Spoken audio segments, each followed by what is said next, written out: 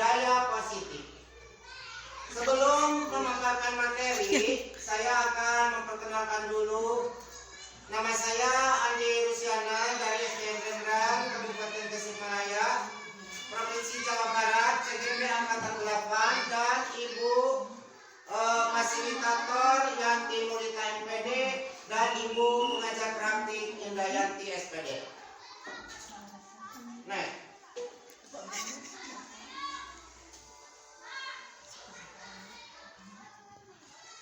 ibu-ibu, guru-guru hebat, saya akan menyampaikan materi tentang budaya positif. Tapi sebelum menyampaikan saja materi tentang budaya positif, saya akan menyampaikan dulu tujuan pendidikan menurut Ki Hajar Dewantara. Tujuan pendidikan adalah menuntun segala kodrat yang ada pada anak-anak agar mereka dapat mencapai keselamatan dan kebahagiaan yang setinggi-tingginya, baik sebagai manusia maupun sebagai anggota masyarakat. Oleh sebab itu pendidik itu hanya dapat menuntun tumbuh atau hidupnya kekuatan kodrat yang ada pada anak-anak agar dapat memperbaiki lakunya, bukan dasarnya hidup dan tumbuhnya kekuatan kodrat anak. Nah, budaya positif. Apa itu budaya positif? Ibu-ibu mungkin sudah terbersih dalam pikiran ibu tentang budaya positif. Budaya positif ini adalah di sekolah, yaitu nilai dan kebiasaan di sekolah yang berpihak pada murid agar mereka dapat berkembang menjadi pribadi yang kritis, penuh hormat dan bertanggung jawab sesuai dengan profil pelajar Pancasila. Ibu-ibu, sebelum lanjut materi yang lain, mungkin dalam pikiran ibu sudah terbersih ya, terpikir apa itu budaya positif yang ada di sekolah kita. Contohnya yang di SD Rendrang, contohnya budaya positif. Kita mendengar budaya positif berarti kebudayaan atau kebiasaan yang baik-baik yang suka dilaksanakan di SD Rendrang. Ya, salat duha, apalagi membaca ayat Al-Quran, Asmaul Husna. Ya, literasi sebelum belajar dimulai. Apalagi? Ya, memberi salam. Ya, sebelum sapa dan salam. 5S ya, budaya 5S. Apalagi? Ya, berbaris sebelum masuk kelas. Gotong royong.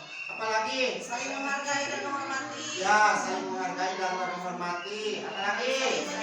Ya, cukup. Ya. Nah, itu adalah budaya positif yang dilaksanakan di sekolah kita. Nih.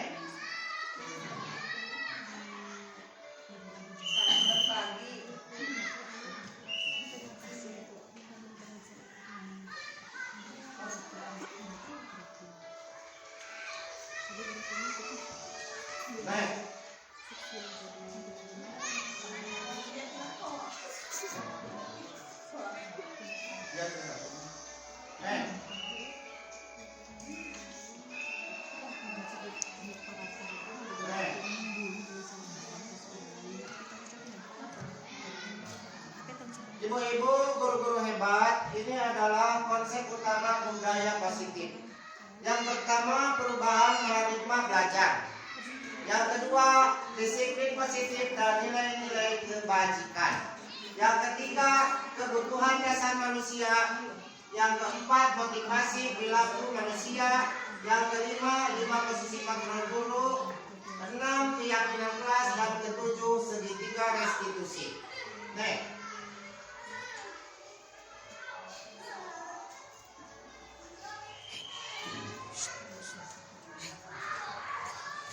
Ibu-ibu, yang dimaksud dengan pembelajaran dengan paradigma baru yaitu dalam membangun budaya positif, sekolah dapat menyediakan lingkungan yang positif, aman dan nyaman agar siswa mampu berpikir, bertindak, dan mencipta dengan siswa mampu berpikir, bertindak, dan mencipta dengan merdeka, mandiri, dan bertanggung jawab.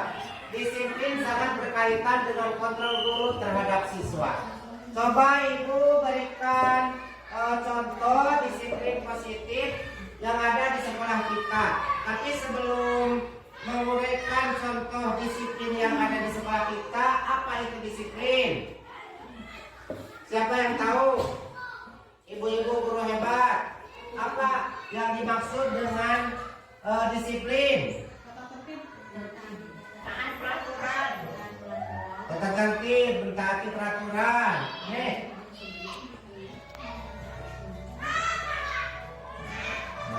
Ibu-ibu, bapak-bapak, guru-guru hebat, disiplin positif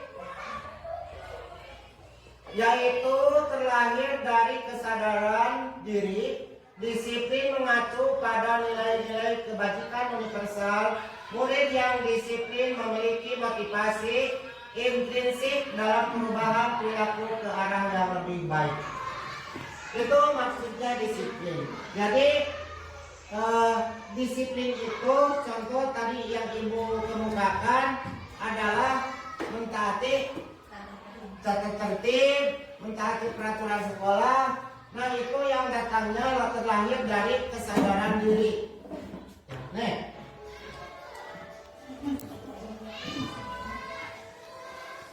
Yang kedua, nilai-nilai kebajikan. Nilai-nilai kebajikan tumbuh dari nilai-nilai yang disepakati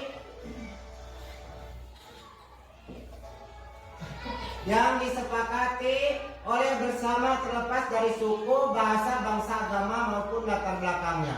Seperti nilai-nilai kebajikan profil pelajar Pancasila, beriman, bertakwa kepada Tuhan Yang Maha Esa, berakhlak mulia, kreatif, gotong royong, berkebinekaan global, bernalar kritis dan mandiri. Itu nilai-nilai kebajikan yang nilai-nilai kebajikan yang berprofil pada Pancasila. Nih.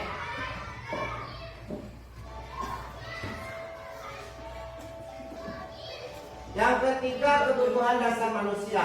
Segala sesuatu yang dilakukan untuk mendapatkan apa yang kita inginkan disebut kebutuhan dasar manusia. Sebelum memaparkan ke materi yang lain, coba kebutuhan dasar manusia apa saja? Sandang dan aman. Pendidikan. Ya, pendidikan bisa. Dasar kebutuhan hidup manusia bertahan hidup, makanan, pakaian, tempat tinggal, keamanan, dan kesehatan. Coba Ibu bayangkan kalau kita sedang mengajar di kelas 2, di kelas 3, sedang mengajar ada anak yang tidak ada kelaparan. Apakah belajarnya akan bagus? Tidak. Nah, makanya itu kebutuhan dasar hidup. Oleh karena itu kita sebagai guru harus begitu anak masuk ke kelas harus ditanya sudah makan belum. Ya, kalau belum, kenapa belum? Mungkin ada yang puasa, kenapa belum? Mungkin ada yang tidak punya makanan di rumahnya. Oleh karena itu, yang sekolah guru harus memberikannya. Pakaian, coba lihat anak kita di kelas ya, kalau pakaiannya orang lainnya bagus-bagus, yang satu jelek, itu bagaimana pelajaran kita, nyaman tidak? Tidak, oleh karena itu harus ada perhatian dari pihak sekolah untuk memberikan pakaian kepada anak yang tidak layak ya. Bagus. Terus tempat tinggal, keamanan dan kesehatan. Kesehatannya juga harus diperhatikan oleh kita. Yang selanjutnya, dasar kebutuhan hidup manusia itu kasih sayang dan rasa diterima. Jadi kita sebagai guru harus punya rasa kasih sayang terhadap anak didik kita dan rasa diterima. Jangan sampai kita membeda-bedakan anak dari suku A, suku B, suku C. Dari manapun sukunya, anak tersebut harus diterima. Jadi anak tersebut merasa nyaman bertemu dengan guru. Yang ketiga, penguasaan. Pemimpin diakui berprestasi. Nah, kita sebagai guru harus bisa menjadikan generasi murid kita itu menjadi pemimpin, diakui oleh prestasi, didengar, harga diri, keinginan untuk dianggap. Jadi semua pendapat guru itu harus dihargai.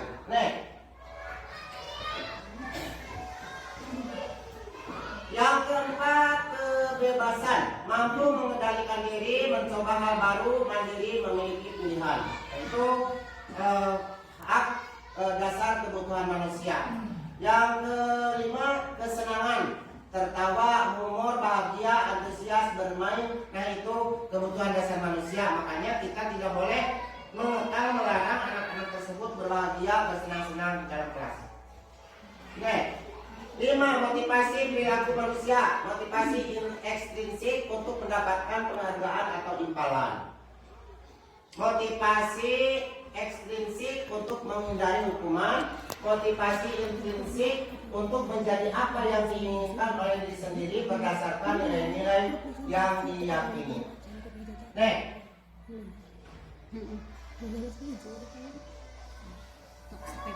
Ibu-ibu, guru-guru hebat. 5 posisi kontrol guru. Pertama, posisi 1 penghukum. Posisi 2 membuat merasa bersalah. Posisi 3 teman. Posisi 4 pemantau. Dan posisi 5 manajer. Dari kelima posisi kontrol tersebut, kira-kira mana yang harus ada di diri seorang pendidik? Manajer. Ya. Penghukum, contoh, ada anak kesiangan ke sekolah, kesiangan terlambat 15 menit atau 10 menit. Anak tersebut tidak dipersilakan masuk ke kelas, tapi disuruh muter di lapang atau disuruh berdiri di depan kelas. Nah itu penghukum, tidak boleh. Ya. Yang kedua, posisi membuat merasa bersalah. Contoh, kita bertemu dengan anak, ya, bertemu dengan anak tersebut membuat kesalahan. Anak tersebut membuat kesalahan, nah oleh guru tersebut ditanya, nah kenapa kamu kemarin mencontek atau merobek buku teman? Ibu, kemarin teman saya itu mengesalkan atau dia mencontek pekerjaan saya. Nah, itu sudah manusiawi, sudah kebiasaan, namanya juga manusia, tempatnya salah. Nah, itu anak tersebut bukan merasa dibela, tapi dia itu merasa membuat bersalah. Kalau gurunya itu memberikan semacam contoh-contoh yang dilakukan. Posisi 3 teman. Nah, contoh kalau kita sebagai guru terhadap murid itu harus posisi teman. Contohnya kita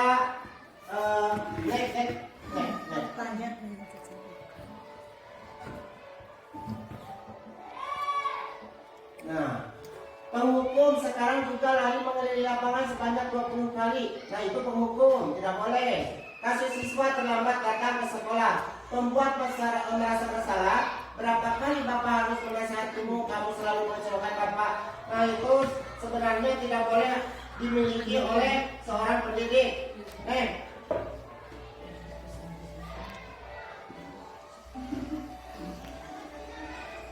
Posisi teman, guru posisi sebagai teman. Tolong bantu Bapak. Ya, sekali ini saja ikuti aturan sekolah, oke? Yang sudah tidak apa-apa, silakan masuk ke kelas. Nah, itu posisi teman. Guru sebagai posisi teman. Yang kasus selanjutnya, siswa terlambat datang ke sekolah.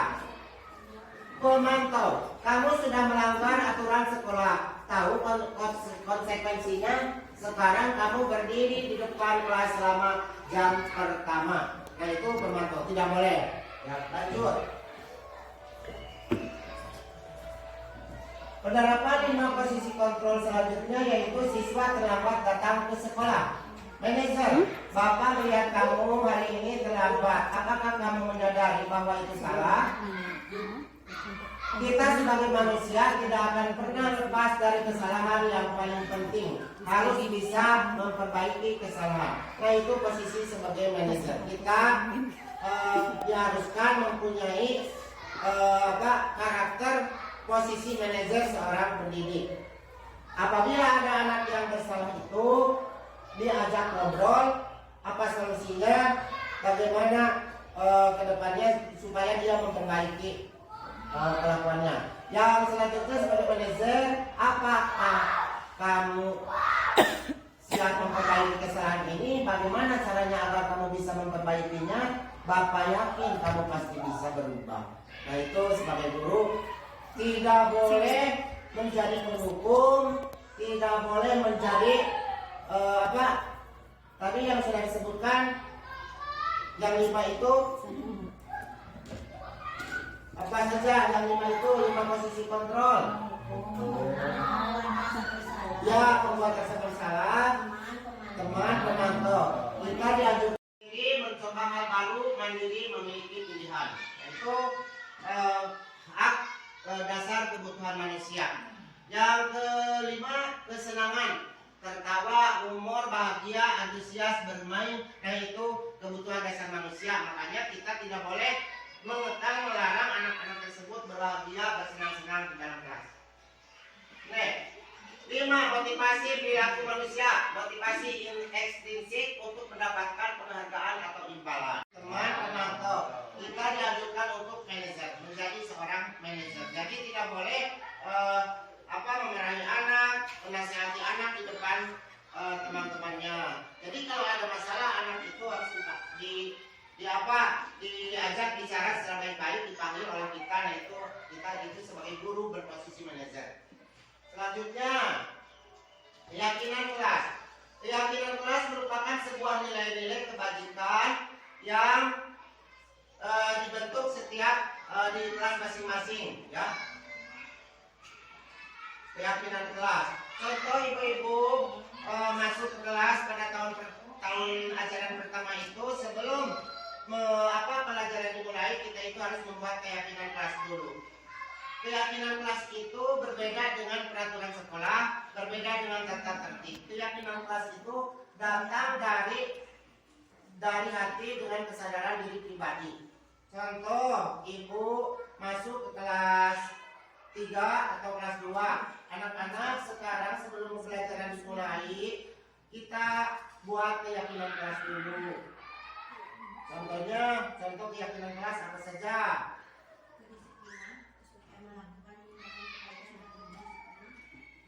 Itu lingkupnya luas. Maksud di sini keyakinan kelas itu yang berhubungan dengan kelas kita. Contohnya tidak boleh menyontek waktu lama. Datang tepat waktu. Ya, datang tepat waktu. Apalagi Saling menghargai dan menghormati. saling menghargai dan menghormati. Apalagi Berbicara dengan sopan dan santun. ya, berbicara dengan sopan dan santun. Apalagi oke, cukup. Ya, Kerja sama dengan tim, gotong royong. ya, gotong royong. Contoh ibu, kita masuk ke kelas, membuat keyakinan kelas dulu. Pertama, datang tepat waktu. Ada anak tepat waktu datang ke kelas, nah itu tidak boleh dihukum, tidak boleh diberi konsekuensi, tidak boleh merasa bersalah, tidak boleh dijadikan teman, tapi kita harus sebagai manajer memanggil anak tersebut. Kenapa anak kesiangan?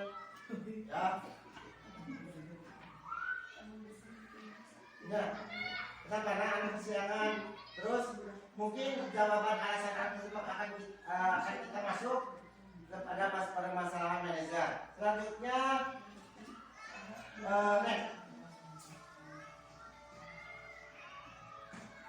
pembentukan keyakinan kelas bersifat abstrak dan universal.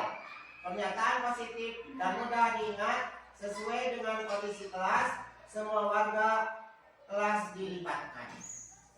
Itu pembentukan keyakinan kelas.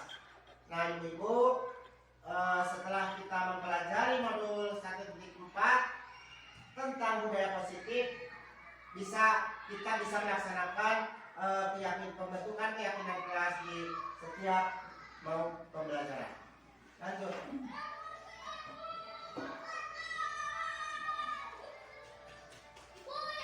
Tujuh, segitiga restitusi.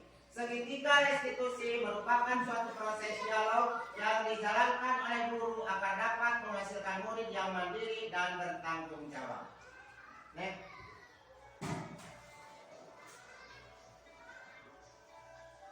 Segitiga restitusi itu adalah yang pertama menstabilkan identitas, yang kedua validasi kebutuhan, yang ketiga menanyakan keyakinan. Ya Ibu, betul Ibu. Segitiga restitusi itu pertama menstabilkan identitas, Ya. yang kedua validasi kebutuhan, dan yang ketiga menanyakan keyakinan. Alhamdulillah saya sudah melaksanakan segitiga restitusi di SD Renrang.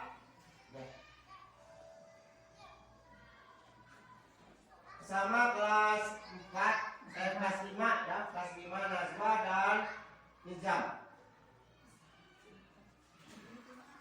Ini contoh penerapan segitiga restitusi. Masalahnya adalah Nazwa tidak bisa menahan emosi. Nazwa itu duduk di kelas 5, dia itu karena anaknya pintar, ya, karena anaknya pintar, makanya setiap ulangan, setiap kali tes, pretest atau post-test selalu nilainya yang terbaik di kelas 5 tersebut. Dan ada temannya yang bernama Zahra, Zahra itu selalu menyontek kepada Nazwa. Karena Nazwa itu saking kesalnya, marah, dia itu merobek-robek buku Zahra. Akhirnya ada guru kelas atau ketua kelas melaporkan kepada guru. Ibu, itu bukunya Zahra disobek-sobek oleh Nazwa. Makanya dipanggil Nazwa tersebut. Kenapa nak? Kenapa Nazwa buku Zahra disobek-sobek? Itu katanya dia itu marah, merasa kesal karena Zahra selalu menyontek ulangan Nazwa. Nah, itu sebenarnya kalau di posisi guru juga sama. Kalau ada orang yang bersalah kepada kita, mungkin kita juga kesal. Tapi solusinya tidak boleh begitu. Kita itu harus mentaati dulu keyakinan kelas yang sudah disepakati di kelas. Di antaranya menghormati dan menghargai teman.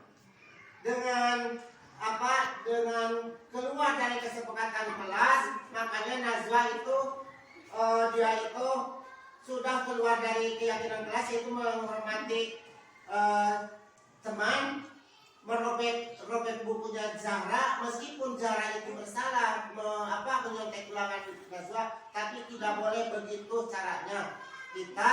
Si anak tersebut tidak boleh langsung merobek bukunya, tapi harus lapor dulu ke guru, melapor ke guru mata pelajaran, ke guru kelas, ke kepala sekolah bahwa di kelas tersebut ada yang menyontek. Itu Ibu. Jadi kesimpulannya, budaya positif di sekolah dapat diwujudkan apabila kita semua mampu berkolaborasi sebagai sebuah tim yang senantiasa siap menyambut perubahan ke arah yang lebih baik sesuai dengan profil pelajar Pancasila.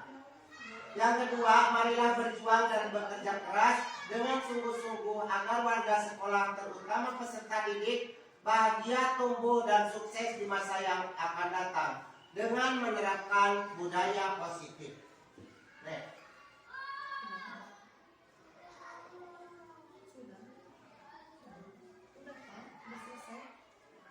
Alhamdulillah Ibu, terima kasih. Mari kita bergerak, Ibu guru-guru hebat. Alhamdulillah pemaparan modul 1.4 sudah selesai. Mudah-mudahan bermanfaat bagi kita dan diakhiri dengan doa. Billahi taufiq wal hidayah. Wassalamualaikum warahmatullahi wabarakatuh. Sebelum pelajaran materi modul 1.4 diakhiri, kita ada sedikit dulu. Siap Ibu-ibu, siap? Ya. Kalau saya bilang pagi, tepuk tangan 1. Kalau bilang siang, tepuk tangan 2.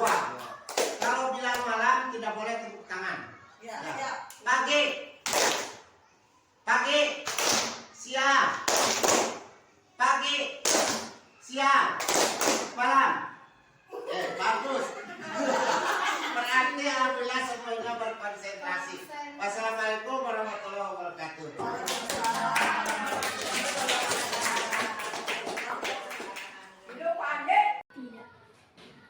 kabar dari ketua kelas bahwa Najwa itu marah-marah dan merobek-robek buku Zahra. Emangnya kenapa?